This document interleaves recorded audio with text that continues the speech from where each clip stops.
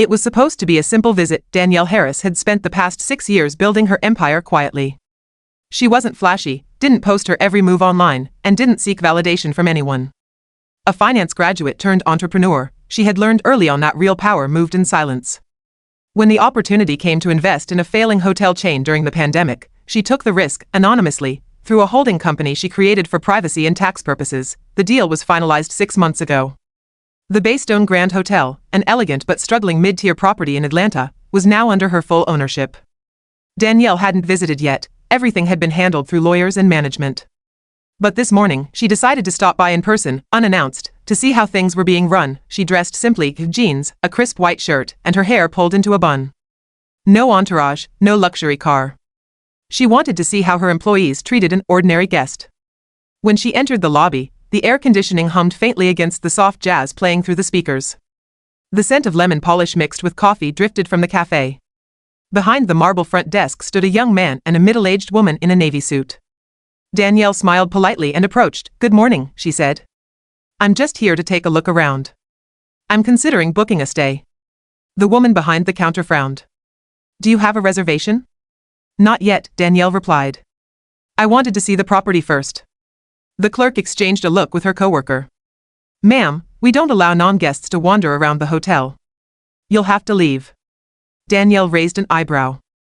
"I'm not wandering. I'd just like to see one of the standard rooms." "I'm interested in, I already told you," the clerk interrupted sharply. "Guests only. You need to leave." Danielle blinked, slightly taken aback by the tone. "I understand. Maybe I can speak with the manager?" The woman sighed. "I am the manager." Danielle hesitated, then gave a small nod. "All right then. What's your name?" "Linda. And unless you're checking in or have business here, I'm calling security." Danielle decided to step back and observe rather than escalate. She pulled out her phone and began scrolling through her email, but before she could finish, 2 security guards appeared. "Ma'am, we're going to have to ask you to leave the property," one said firmly. "I'm not causing any trouble," Danielle said calmly. "I just asked to speak with management." "You've been asked to leave," the guard repeated. When Danielle didn't immediately move, the guard gestured toward the door. Within moments, Linda was on the phone. "Yes, I need police assistance. We have a trespasser refusing to leave the lobby." Danielle's expression tightened. "A trespasser," she echoed softly. "I see." By the time the officers arrived, several guests had begun whispering, filming quietly on their phones. Danielle stayed composed, standing near the counter. "Ma'am, you're being asked to leave the premises," one officer said. "This is a misunderstanding," Danielle said evenly. "I'm the owner of this hotel." Linda scoffed. "Oh, sure you are. And I'm the Queen of England." "Officer, please escort her out." Without checking, without asking for ID, one officer took Danielle by the arm and led her outside. The cool air hit her face as flashing blue lights reflected off the polished glass doors. "Ma'am, if you don't leave now, we'll have to detain you for trespassing," the officer said. Danielle opened her purse, pulled out a slim leather folder, and held out a document. "Before you do that," she said quietly, "you might want to read this." It was a certified copy of the property deed, Baystone Grand Hotel, listed under Harris Holdings, LLC. Signed, sealed, and notarized, the officer blinked. "This says, you're the owner?" Linda's face drained of color. Danielle folded her arms. "Yes. I am. And I've just been threatened, insulted, and nearly arrested in front of my guests at my own establishment." Silence hung in the air for a moment before Danielle spoke again, her voice cool and steady. "Officer, thank you. You can go now." The officers exchanged looks, apologized, and quietly left. Danielle turned to the trembling manager. "Linda, is it? You'll be receiving your termination notice by the end of the day. I'll have my lawyers handle the rest." The manager opened her mouth, but no words came out. Danielle adjusted her sleeve, her tone still calm. This hotel was supposed to represent progress, professionalism, hospitality, respect. "What happened here today shows me we have work to do. I'll be making some changes." As she walked back through the lobby, every eye followed her. The same guests who had been whispering now watched in silent awe. She stopped by the front desk, picked up a pen, and signed the guest book. Next to her name, she wrote one simple line: "The real owner has arrived." Then she smiled, not with anger, but with purpose, and stepped into the elevator to begin reclaiming what was already hers. The elevator doors closed behind Danielle with a quiet ding, muffling the uneasy murmurs below. As the lift rose, her reflection in the mirrored wall stared back, calm, poised, but with a storm behind her eyes. Years of restraint had taught her composure, but this? This was personal. She stepped out onto the top floor, the executive suite level. The carpet was new, but the faint smell of damp still lingered. She ran her hand along the corridor wall, noticing a faint crack in the paint. Neglected, she thought. They've been cutting corners. Inside the suite, the view stretched across downtown Atlanta, glittering towers and morning light spilling over the skyline. It should have been beautiful, but all Danielle could think about was the humiliation she'd endured minutes ago. She sat on the edge of the king-sized bed, took a deep breath, and called her assistant Jay. "It's me." "Hey, boss. You finally checked out the Baystone?" "I did," she said. "And they just had me arrested." There was a pause. "You're joking, right?" "I wish I was." "Call the PR team. We're going to make this public, but our way." 2 days later, the story hit the headlines. Black businesswoman detained at her own hotel. Mistaken identity or racial bias? Hotel owner speaks out. From humiliation to power move, Danielle Harris reshapes hospitality. Clips of the arrest video went viral. Millions watched the calm, poised woman in a white shirt being led away, only to later discover she was the legal owner of the hotel. The internet erupted, hashtags, outrage, debates. Danielle didn't seek sympathy, she sought accountability. At the press conference, she stood behind a sleek podium with the hotel's new banner, the Baystone Grand, reimagined by Harris Hospitality. "I wasn't just disrespected as a person," she said into the sea of cameras. "I was disrespected as a professional, as a black woman, and as the one who signed every paycheck in that building." But this isn't a story about anger, it's a story about change. Behind her, a large screen displayed images of the hotel's upcoming renovations, staff training programs, diversity initiatives, new local partnerships. "This building will no longer be a place where people are judged by how they look when they walk through the door," she continued. "It will be a place where excellence, respect, and opportunity are the standard." The room erupted in applause. That evening, Danielle walked the lobby again, not as a stranger, but as the owner everyone now recognized. The same marble floors, the same faint smell of coffee, but this time, people greeted her with warmth and awe. A young front desk clerk, new and nervous, smiled. "Good evening, Ms. Harris. It's an honor to meet you." Danielle smiled back. "It's an honor to meet you. Welcome to the team." She glanced at the staff board behind the counter, new hires, better pay scales, clear policies. The toxic management was gone. In its place was a culture she could finally be proud of. As she walked toward the cafe, she noticed an older guest watching her. The woman smiled softly and said, "You handled that with grace, dear." "Not everyone could have." Danielle chuckled gently. Anger builds walls. Grace opens doors. Later that night, she sat by the lobby fireplace, laptop open, drafting a message to all her employees, to the Baystone family. "What happened here will never happen again. We will be known not for what went wrong, but for how we made it right. I believe in second chances, for this place, and for every person willing to learn. Let's build something better, together." Danielle Harris. She hit send. As she closed her laptop, her phone buzzed. A message from Jay. "Boss, CNN wants an interview. You ready to tell them how a trespasser became a legend?"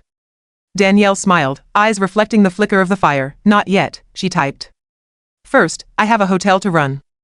And with that, she stood, straightened her blazer, and walked into the future she had built, step by steady step, on the polished floors of the empire that once refused to let her in. The months after the scandal were a whirlwind. The Baystone Grand had become more than a hotel, it was now a symbol. News outlets, influencers, and business schools everywhere told Danielle Harris's story as a case study in grace, leadership, and quiet power. Bookings doubled. Guests flew in just to stay at the hotel owned by the woman who turned humiliation into history. But for Danielle, fame was just noise. She wasn't chasing headlines, she was building a legacy. 6 months later, she sat in the conference room of Harris Holdings, her reflection glimmering on a sleek glass table.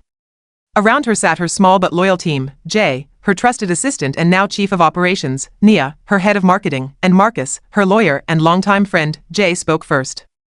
"All right, boss. The Baystone's profit margin has tripled since the relaunch.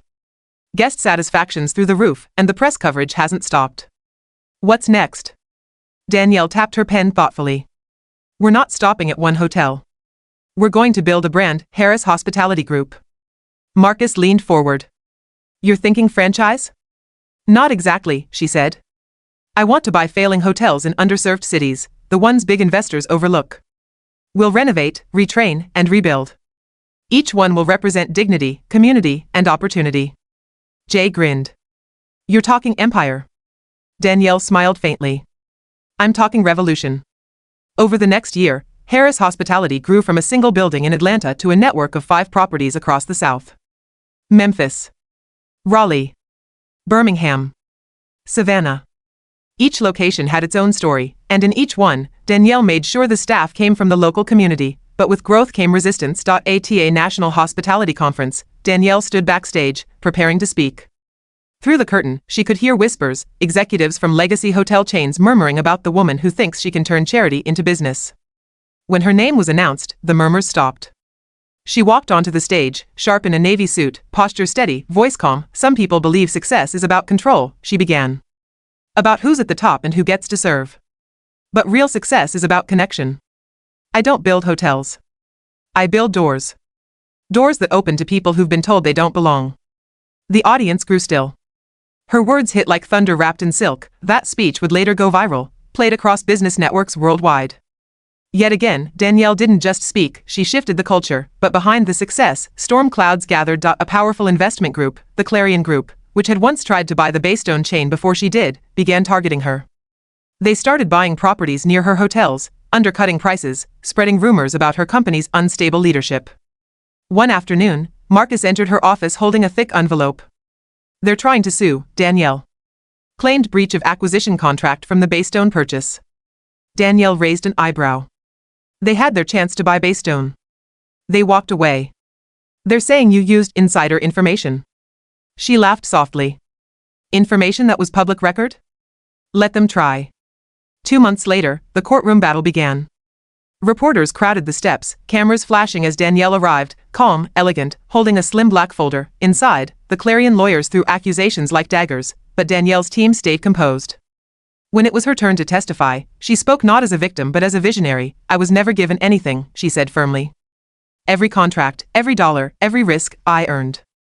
What they call insider knowledge is what I call due diligence. Maybe what they're really upset about is that someone who looks like me didn't need their permission to succeed. A ripple of murmurs moved through the courtroom.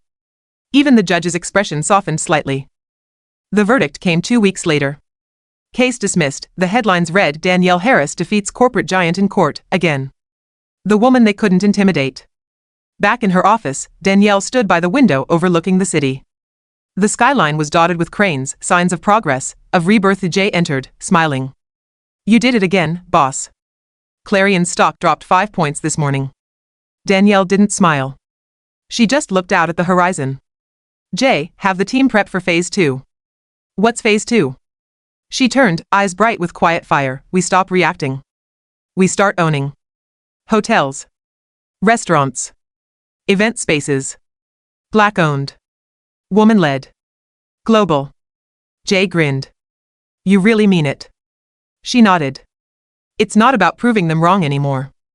It's about proving what's possible. Outside, the sun dipped low, casting a golden glow across the skyline, the same color as opportunity. Danielle whispered to herself, almost like a promise. They called me a trespasser once, now I own the building. And somewhere deep inside, she knew this was only the beginning. 2 years after her courtroom victory, Harris Hospitality Group had become a national force, from Atlanta to Chicago, from Dallas to New York. Every property carried the same polished marble floors, the same warm lighting, and the same quiet promise carved into a plaque near the front desk, everyone belongs. But as her empire expanded, Danielle Harris discovered what every leader eventually learns: success doesn't come without shadows. IT began quietly. A missing report. A delayed payment. A property in Miami that went over budget by $500,000. At first, Danielle brushed it off. Growing pains, she thought. Expansion always came with chaos, but Jay noticed something. Boss, he said one evening, dropping a folder on her desk. We've got a leak. She frowned. From where? Internal. Someone's been feeding our financial data to Clarion. The timing's too perfect. Every time we bid on a new property, they undercut us within days. Danielle's jaw tightened. Who has access? Only senior staff. Marcus, Nia, the finance team, and me. Danielle exhaled, leaning back in her chair. All right. We'll keep this quiet. No panic. Let's trace it, and Jay, don't trust anyone until we know who it is. Weeks turned into months. The trail was faint but deliberate. Then one afternoon, a document crossed her desk, an anonymous email, encrypted and signed. Attached was proof: insider transfers, hidden accounts, fake vendor invoices. And one name kept appearing: Marcus Reed, her lawyer. Her friend of 10 years. The man who helped her buy her first property. Danielle stared at the screen, her pulse slow but heavy. It wasn't just betrayal, it was personal. That night, she met Marcus at the rooftop bar of the Baystone Grand, the same hotel where it all began. The city lights shimmered below, reflections dancing across his glass as he smiled, unaware that everything had changed. Danielle, he said warmly. You've built an empire. I'm proud of you. She didn't smile. Are you? He frowned. Of course. Why? She slid a folder across the table. Bank statements. Emails. Wire transfers. His signature. Marcus's face drained of color. Danielle. I can explain. Don't, she said softly. You didn't just steal from me. You tried to hand my company to the same people who tried to destroy it. It wasn't like that, he said quickly, desperation creeping into his voice. Clarion made an offer. They said they'd merge with us. We could have gone global overnight. At the cost of my name? My people? Her voice sharpened. You thought I built all this to sell it off? He reached for her hand, but she pulled away. Danielle, please, it's done, she said. You'll get a fair trial. I don't bury people in silence. I let truth do the work. The next morning, Marcus was escorted out of headquarters. No handcuffs, no spectacle, just quiet disgrace. Danielle watched from her office window as he left. There was no satisfaction in it. Only resolve. Later that day, she called an emergency staff meeting. Many of you have heard rumors, she began, standing before her team. They're true. We found a breach in our leadership, and we fixed it. Not because we're perfect, but because we hold ourselves accountable. She paused, her gaze sweeping the room. This company wasn't built on money or fame. It was built on trust. If that ever breaks again, everything we've done will mean nothing. So from this moment forward, transparency isn't optional, it's policy. The room filled with quiet determination. For the first time since the betrayal, Danielle saw it, the spark that had built her empire in the first place. Months passed. The Clarion Group collapsed under the weight of its own corruption scandal, an irony not lost on Danielle. Meanwhile, Harris Hospitality grew stronger than ever, but despite her victories, she began to feel the quiet weight of success, the loneliness of leadership. Late nights turned into early mornings. Board meetings blurred into phone calls. The line between her mission and her identity grew thinner by the day. One evening, as she stood on the balcony of her penthouse overlooking the glittering skyline, Jay joined her. You haven't taken a day off in months, he said softly. I can't stop now, she replied. Not yet. He smiled faintly. You already changed the game, Danielle. Maybe it's time to start living the life you built. She looked out at the city, a city that once threw her out of her own hotel, and exhaled slowly. Maybe, she said. But not until I know this foundation is unshakable. Weeks later, at the annual company gala, Danielle stood before hundreds of employees. The chandeliers above shimmered, the music soft and elegant. She raised a glass. To the ones who believed when no one else did. To the ones who stayed when things fell apart. And to the ones who will carry this forward, because empires aren't built by one person. They're built by many hearts moving as one. The crowd cheered. Glasses clinked. As the night wore on, Danielle slipped away from the noise, stepping outside into the quiet night air. The moonlight reflected off the glass tower that bore her company's logo, Harris Hospitality Group. She smiled to herself, not out of pride, but out of peace. They once called me a trespasser, she whispered, her voice barely a breath. Now I build doors for others to walk through. And with that, Danielle Harris, the woman who turned injustice into an empire, finally allowed herself to breathe. 3 years after the night of the gala, Danielle Harris's name had become synonymous with transformation. Harris Hospitality wasn't just a hotel brand anymore, it was a movement. There were now 42 properties under her leadership, stretching from Atlanta to Toronto, from London to Cape Town. Each hotel carried her signature, modern design, cultural pride, and a staff whose smiles weren't rehearsed, but real. Every wall held a story, every employee, a chance, every door, an invitation. But with global reach came global pressure. IT started with whispers again, this time not of betrayal, but of challenge. Tech-driven hotel chains began flooding the market with AI guest systems, automation, and cold efficiency. Investors urged Danielle to modernize, to cut staff and replace human service with machines. She refused. We don't replace people with programs, she told her board. We invest in people who make experiences human. Some investors left. Others doubted. The world was moving toward convenience. Danielle still believed in connection. A month later, she landed in Dubai to inspect the construction of her newest property, Harris Horizon, a 60-story glass tower rising over the Persian Gulf. It was her most ambitious project yet, designed to be a blend of culture, sustainability, and technology, but built on her terms. She walked through the half-finished lobby, steel and sunlight everywhere. Her architect, a young woman named Amira, pointed to a curved wall of glass. That'll be the reflection pool, Amira said. You said you wanted it to mirror the sunrise. Danielle smiled softly. Because every sunrise deserves to be seen, even by those who were told they'd never reach this height. Amira nodded, understanding, but as Harris' horizon neared completion, another challenge appeared, one far more personal. Jay, her right hand since the beginning, called her one night from the Atlanta office. His voice was calm, but his tone carried something heavier. Boss, it's time. Danielle frowned. Time for what? You've been running non-stop for 7 years. You've built the brand, the system, the legacy. But you've also built something that doesn't need you every day anymore. She was silent. Jay continued, you taught us how to do this, the right way. Maybe now it's time to let it grow without you. Danielle looked out at the glittering skyline. For years, she'd built her world brick by brick, never stopping long enough to think about what came after. Jay, she said softly. Do you think I've done enough?